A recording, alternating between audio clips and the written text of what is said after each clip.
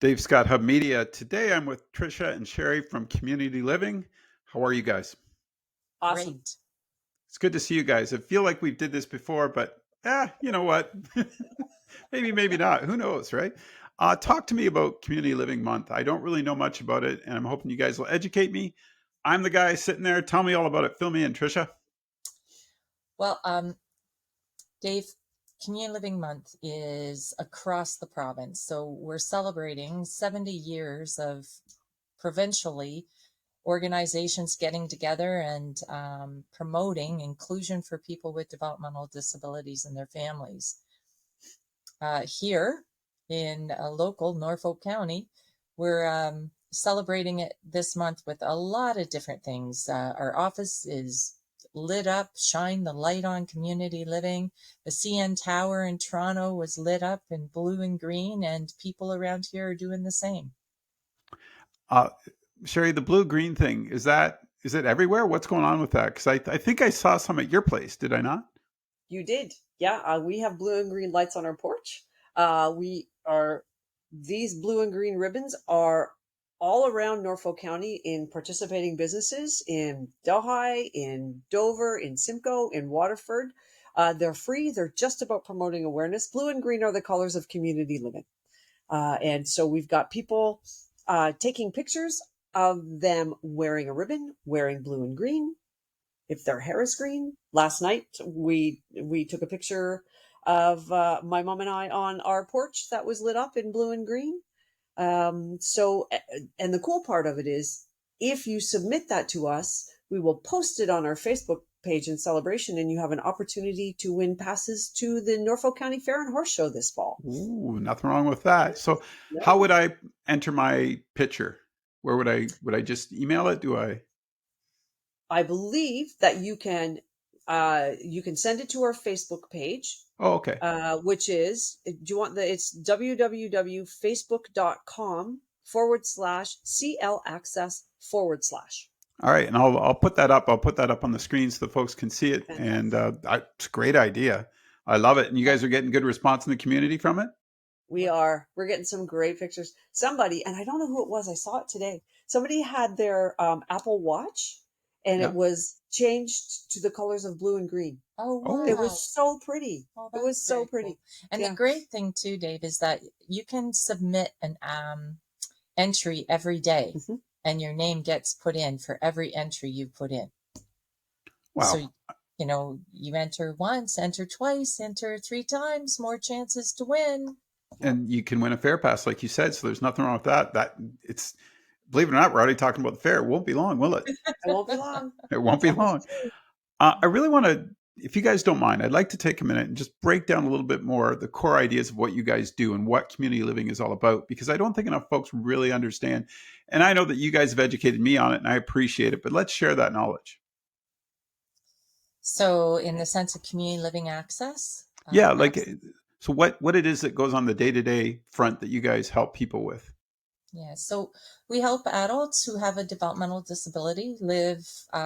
Basically, everyone who we support has invited us into their home or invited us into their lives. So that guidance is based on people telling us what kind of support do they need, what do they see their life looking like, and it's just like you and I. What is it that we need to be successful living in our community? And what kind of help do we need? So that's what we provide for people who have asked us into their homes who have a developmental disability. And I got to say thank you to you guys too, because Kevin Rockefeller, who rates a column in the Hub for us every month, does a great job. He gets out there in the community, and that's what it's all about. Like, he's such a great spokesperson for you guys, right? He's out there every month covering a story and bringing it in, sending everything in with the picture. I really appreciate that. Like, I know it's a great opportunity for him, and it's a great opportunity for me to understand too what he's up to, because it's that service that he provides. Like, you know what I mean? Going above and beyond, because he's out there. He's participating in the community, which is great to see. And he works with you guys as well, correct? Yeah, and actually, Kevin and other people that we support really told us we were being too quiet about ourselves. Hmm. They were saying that people don't know what community living access does and who you are, and yet your supports are important to us. And it was important for them to also have us talk about what it is that people need in their lives, and that people need just the same thing as you and I. And so they said, it's time to start talking about those things. So why we're having a podcast with you, and why we do radio ads and all of those things, is to help, because the direction of the people we support told us we Excellent. needed to. Yep. Yeah. Can you give me, Sherry? Can you give me a couple examples? Like how would you help someone? Like what would that be part of that routine that you would help them with? Well, it could be. I mean, we support people who need a whole spectrum of support. So there's a young person that we support. We only see him a couple hours every couple weeks. So, and it's very specific to what he needs, which is, one particular thing. He wants some help with his banking, right? Right. Other people, we may, at the other end of that are people who need support or access to support 24 hours a day, 7 days a week. And again, we're invited into people's homes and we provide support to them. And it's helping people make their meals. It's helping people achieve their goals and dreams, whatever those goals and dreams happen to be, whether it's living with someone else, whether it's taking the trip of a lifetime, whether it's hosting a picnic for their family. But we do all of the other pieces that come with that if people need that support. So if people need support with their banking, people may need support with all of their activities of daily living when they get up in the morning. But it doesn't stop there. It's why do you need support with your banking, and how does that impact on you? So you need support with your banking so you can make sure your bills are paid and you can save money to go to do the thing that you have dreamt about to do for a long time. Or So, buy When I your think, groceries, pay your utilities. Again, and why I say buy your groceries, pay your utilities. A lot of people we support, because they live on a limited income, don't always have the same means as somebody who lives with a living wage. So we help people in figuring out how do they manage from day to day, month to month, in paying their utilities, paying their rent, paying for their food, and then still being able to figure out how they can also get some of their dreams, like going to see their aunt that they haven't seen for years, that kind of thing, that may live out of the area. can this is a dumb question, but I'm going to ask it anyway. And what happened 40 years ago? How were folks like this? What was the situation?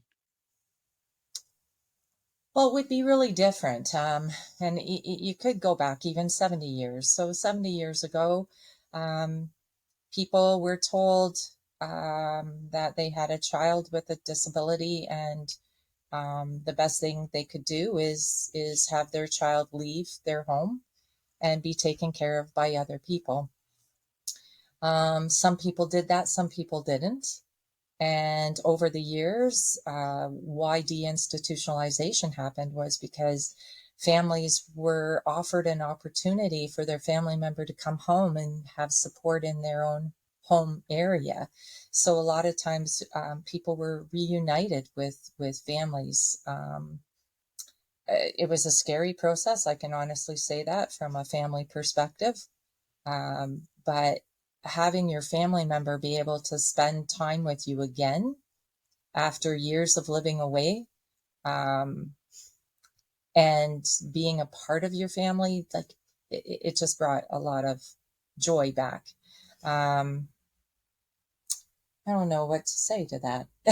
well, 40 years ago, that's pretty much around the time that I started in the field, very close to that time. You started when you were 12? I did. Thank you, Dave. Yes, I did. 8. Started when I was 8. That's just me kissing up, folks. I remember helping 3 young men move into their own house, and I was the one who picked out the furniture. I was the one who picked out the paint. I was the one who did those things. I was given a budget for those things to happen. So one of the biggest changes over the last 40 years is that people now have autonomy over all of those things in their lives. So I wouldn't dream of going and picking out someone's couch. There's very much an idea called nothing about me without me. And we're not going to make decisions for people. We make decisions with people. And people make decisions and we provide information so that they make a decision with and all of the information they can get. And you and I, we chatted about this a while ago, Dave, where we talked about there's really no good decisions and there's no bad decisions. There are just decisions, and the consequences of those decisions may have negative or positive impacts on you. But we're here to provide people with information, and that in and of itself is a sliding scale. Some people need to have more information presented in ways that are more intensive than other people.